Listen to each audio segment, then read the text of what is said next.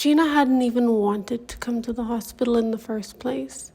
It was her roommate's stupid idea. She'd locked Gina out of their apartment, refused to let her back in until she went to a medical professional and returned with either a band-aid on her arm or a signed slip stating a clean bill of health. Gina wanted to be out on the town with her friends.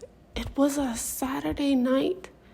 Happy hour kicked off at Kirky's at 9 sharp, and she was going to miss the whole thing.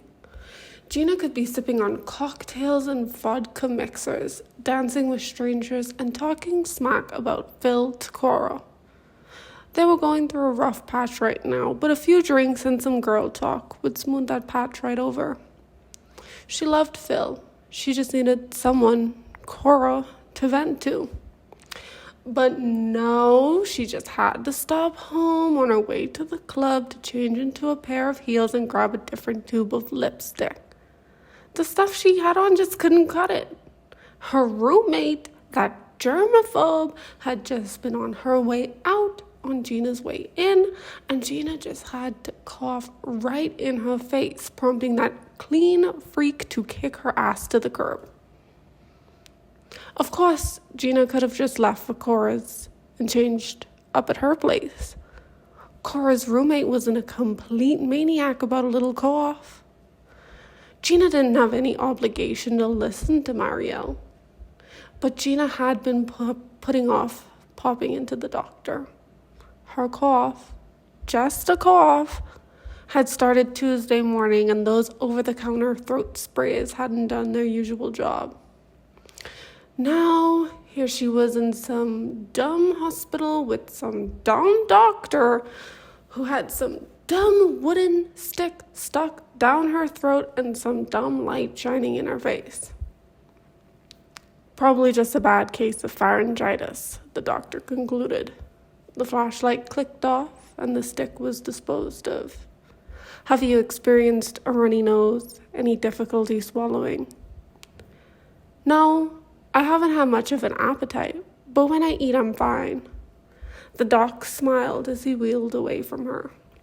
He had 2 rows of perfect teeth, even, white, and sparkling. Gina's health insurance couldn't afford her anything that nice. She was covered for 2 free cleanings a year and half off her fillings. Things like braces or whitening procedures were completely out of the question. That's good. Just the irritation and swelling then. 1 shot to the arm and you're free to go, healthy as a horse. Pardon? He adjusted his glasses and began to type on his desktop. Ancient analogy, I'm afraid.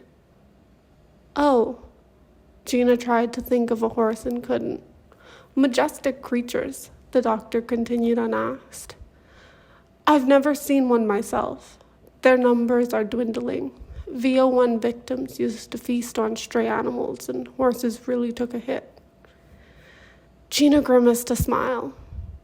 She didn't really care about horses. She especially didn't care about small talk. The only thing she cared about was getting out of this damn hospital, hopping into a bubble-filled tub, and nursing a cup of something strong, maybe whiskey. She'd already abandoned any thoughts of partying tonight. It wasn't happening. But that didn't mean she couldn't salvage something of tonight. A fit of coughs punched her in the chest, and Gina doubled over. I'll go ahead and get that shot for you. We're short on nurses tonight. They're all down at the old folks' home. He stopped short when he realized Gina was still hacking. She attempted to clear her throat and waved him on.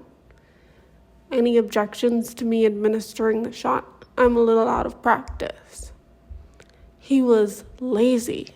That's what he was, Gina noted as he wheeled as close to the door as he possibly could.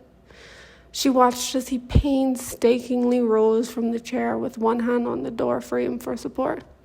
He paused upon standing, like he was catching his breath. You're the doc, Gina declared. Which he was. Once he didn't stab her in the neck or cause any bleeding, a needle was a needle. Giving them should be like riding a bike, right? you never really forget? Right then. I'll be back. Help yourself to the TV if you want. Gina briefly considered the offer, but wasn't interested in putting in the effort.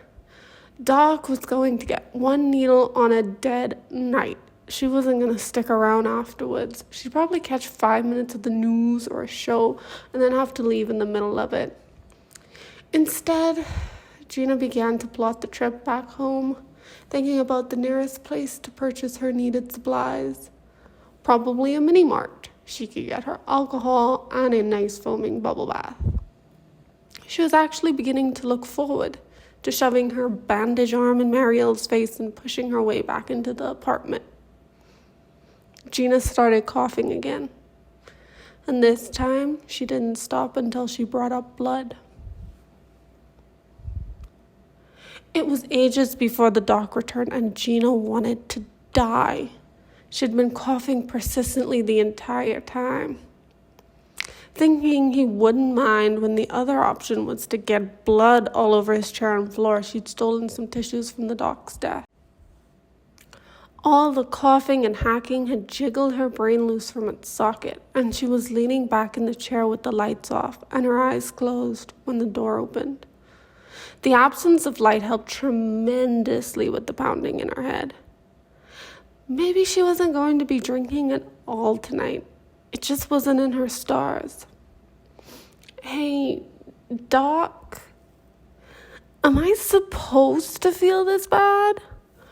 Her eyes were still closed, so she missed when the doctor pulled out a gun and took aim at her. But she sure as hell didn't miss the signature click from when he pulled back the hammer. Phil was giving her lessons now that she had a conceal and carry license, and she hated that sound so much. She could never shoot someone, she was sure of it. Doc? She swung around in the chair and stared up at him. He was standing in the doorway, blocking the exit, pointing gun, an actual gun, at her face. What the hell? What are you doing? He said he was going to get her a shot, like a shot of medicine for the swelling in her throat, for the pharyngitis, a needle. He said he was going to give her a needle, and now here he was with a gun pointed at her. Was this the shot he meant? Was he actually planning to shoot her from the beginning? Had he lost his mind and she walked in at the absolute worst time? She was supposed to be out tonight dancing with Cora and planning to make up with Phil again tomorrow, and now she was being held at gunpoint by a man whose ass probably left his chair less than she traveled out of the country. She had more of the cough spray at home. She could have kept using that because she'd admit she wasn't using it as directed, but nobody ever did that, and now was going to get her killed. She didn't want this. She wanted to be out dancing. She wanted her bubble bath and wine and Phil. She wanted Phil. Her eyes watered, but Gina never got the chance to cry. I'm sorry. Then came the pain. It began at her temple and exploded towards the rest of her face. The whiplash sent her face to the left and her body to the floor. She couldn't follow medicine directions, and her roommate was a germaphobe.